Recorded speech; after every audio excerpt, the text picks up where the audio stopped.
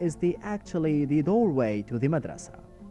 Some relics of the wooden beams indicate that this passage was originally covered.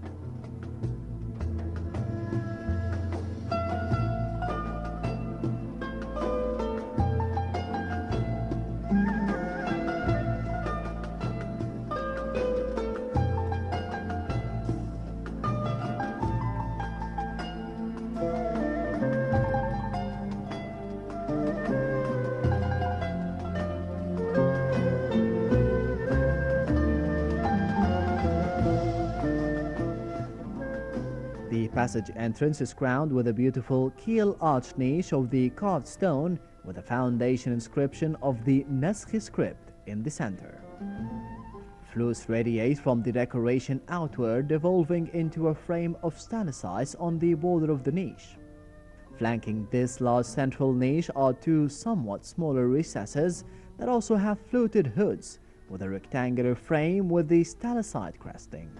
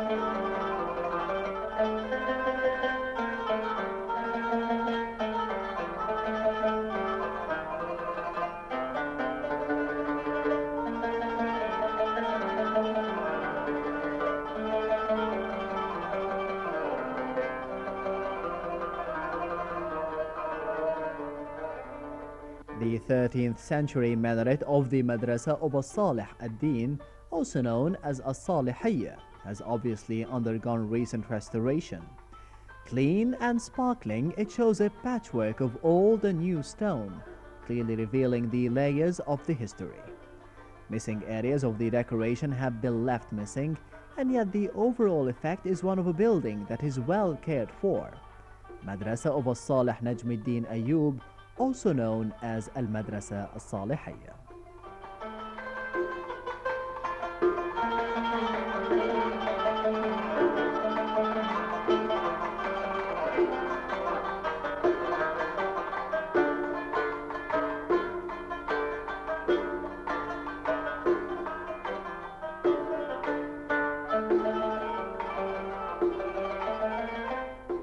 The madrasa is located on a distinctive site in the Fatimite street called Al-Mu'izz li-Dinillah Street, known for being on the procession path of the Shia Fatimites, Bayn al-Qasrayn in Cairo.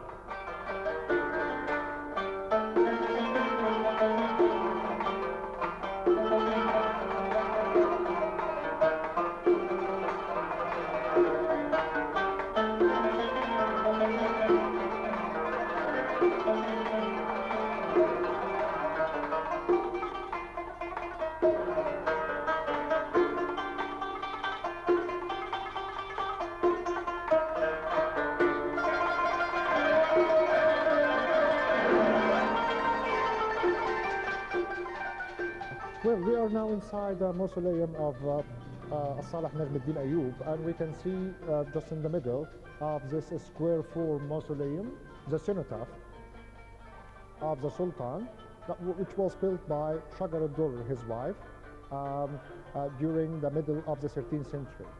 Also, on the right side, the walls mediated with the mihrab. Unfortunately, we have the missing part of the hood. Unfortunately, all the ceramic and the marble was dismantled.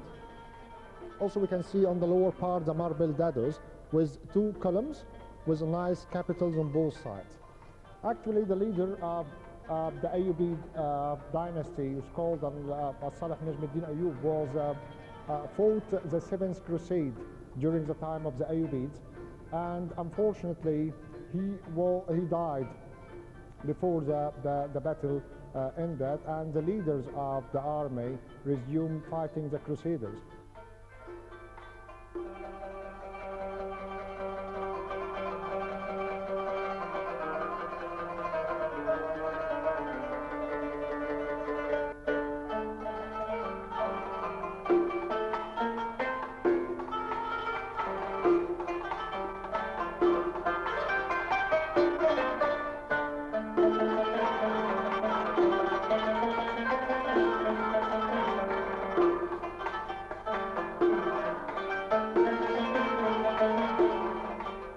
Louis, the King of France, was arrested by the leaders of the Egyptian army, probably by Baybars himself. And Shagar ad-Dur, his wife, built this mausoleum for him after his death. After the end of the Seventh Crusade, the Sultan was buried in this mausoleum, and it was very close to the school that was built behind the mausoleum. On the walls we can see a wide band of Quranic verse in Sulus script, mentioning some holy verses and some titles and names of the Sultan. Unfortunately, the pavement of the mausoleum disappeared, and the recent pavement was replaced by the Committee of Preserving Arab Monuments.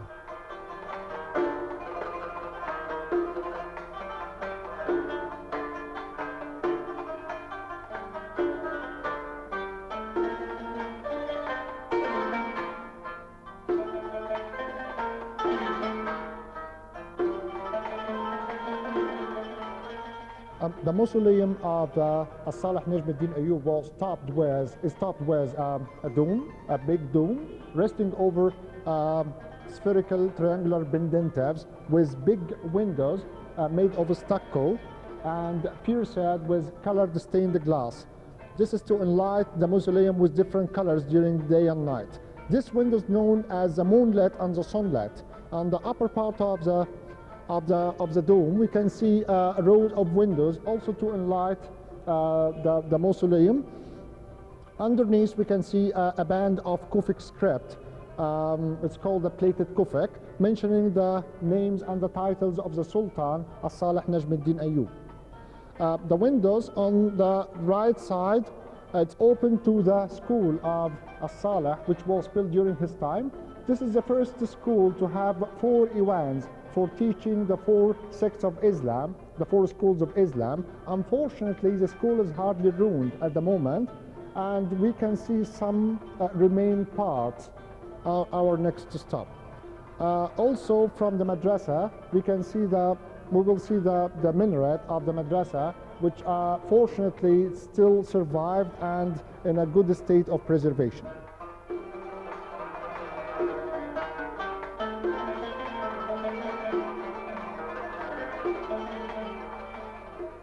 The Ayyubid architectural complex was built in the heart of Fatimite Cairo that offered the city a new architectural style. Much admired by the Mamluks, the new manner was imitated in the Mamluk complexes that gradually extended along Al-Mu'izz Street, forming the main artery or qasba of the city of Cairo.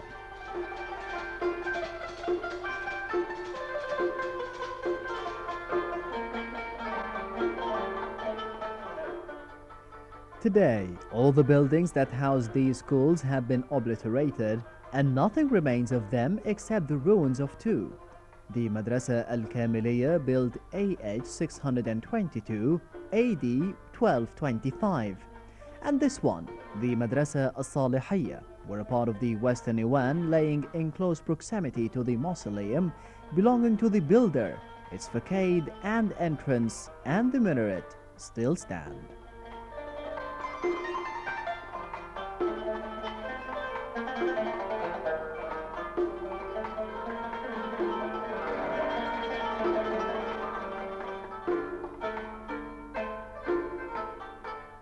This brings us to the end of treasures for this week.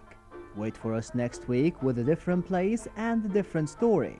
And until we meet again, it's goodbye.